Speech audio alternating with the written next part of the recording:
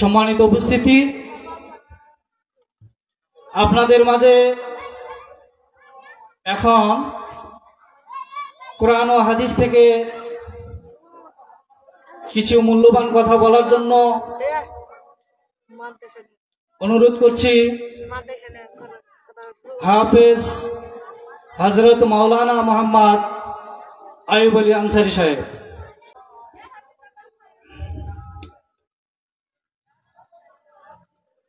আসসালামু আলাইকুম ওয়া রাহমাতুল্লাহি ওয়া বারাকাতুহু।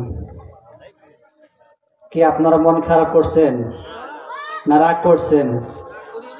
জোরে বলেন, রাগ করছেন না মন খারাপ করছেন? মন খারাপ করেন না, রাগও করেন নাই। তাহলে সালাম দেওয়া কি? জোরে বলতে হবে, সালাম দেওয়া কি সুন্নত? সালাম দেওয়া সুন্নত, সালামের জবাব দেওয়া ওয়াজিব। আমি সালাম দিলাম, কিন্তু আপনাদের সালামের জবাবটা আমি আসলে সুন্দরভাবে পাই নাই। তাই আমি আবারও আমার অন্তঃস্থল থেকে সকলকে সালাম জানাচ্ছি। আসসালামু আলাইকুম ওয়া রাহমাতুল্লাহি ওয়া বারাকাতুহু।